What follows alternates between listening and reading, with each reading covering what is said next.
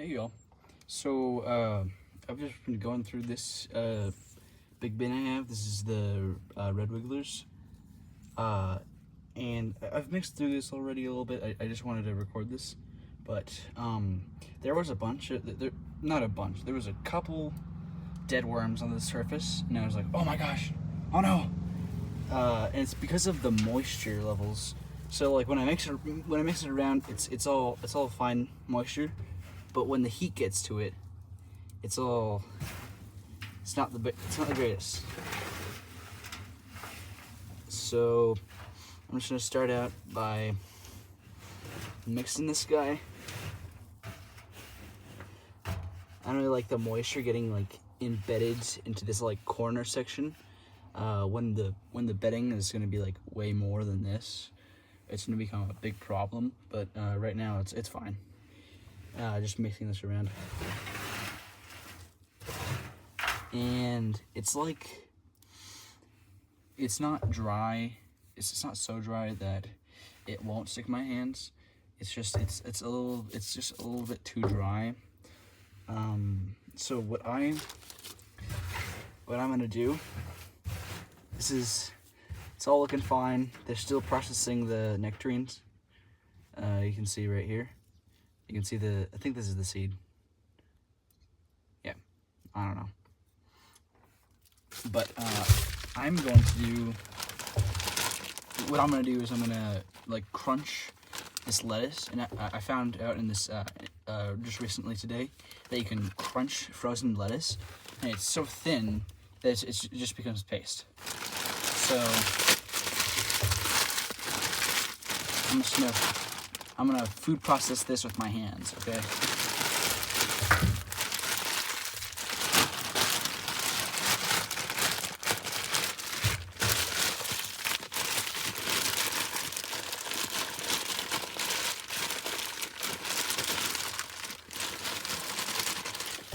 So you can see now it's a little bit more, I guess, chopped. It doesn't really matter. I just thought it'd be cool because it's the smaller bits I can get to faster. And I'm just gonna add this to the surface, and it'll be cold at first because it's all this ice crystals. But the ice crystals are gonna be great for the worms because all the moisture is gonna be transferred. I have this other bag of scraps that I'm just gonna do the same thing because it's really fun, and I have to get rid of this before it gets smelly.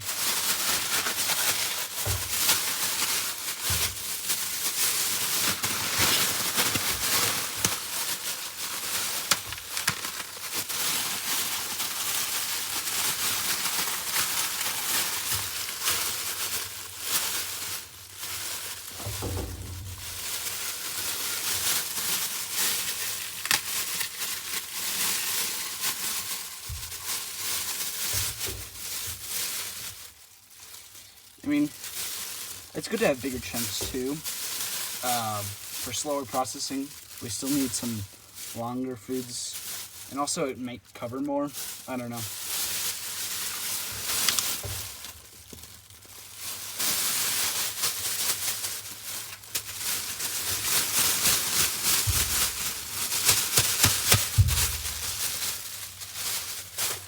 Okay, I'm gonna just move some of this guy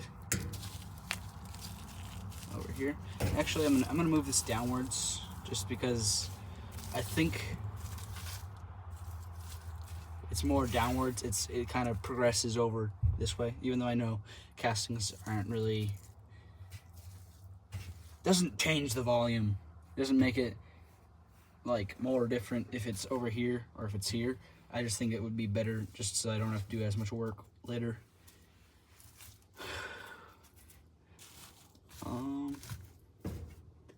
That seems good.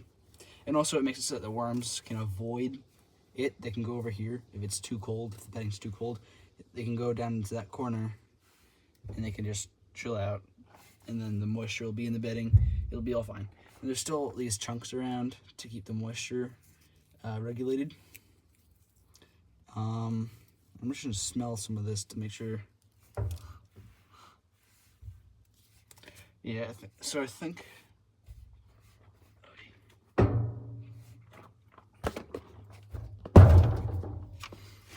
just gonna add a little bit of this coffee ground.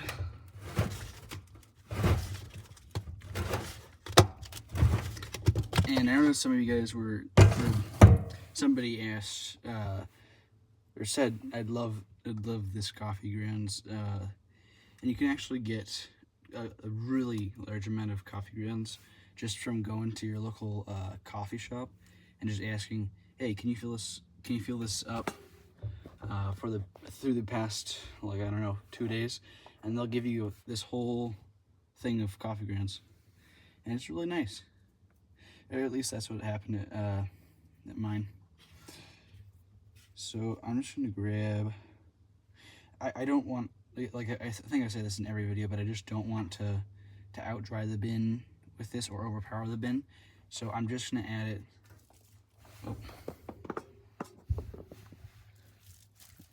along this, just to, like, I guess balance it out, carbon to nitrogen.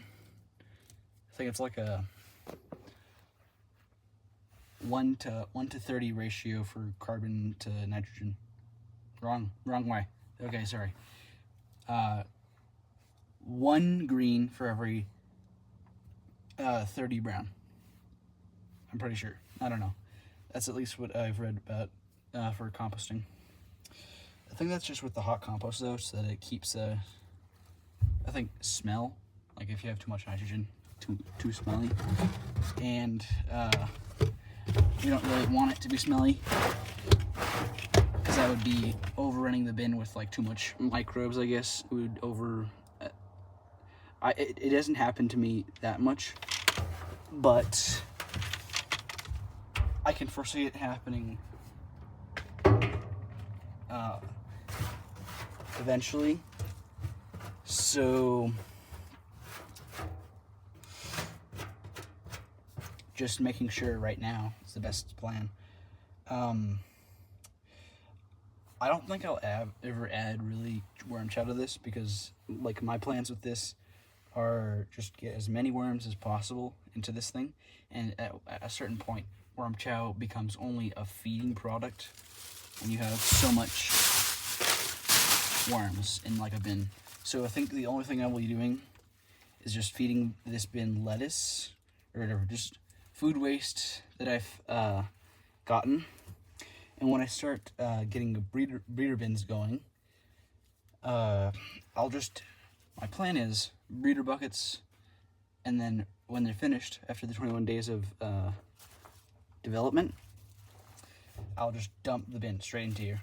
I have no idea if that would like cause anything, bad to happen, but it just sounds like the easiest plan, because I wouldn't have to sift it at all until I would actually want to separate the worms. And that's a whole other process that I don't want to go through. So, well, yeah, I think that's going to be all for today. Have a good day. See you.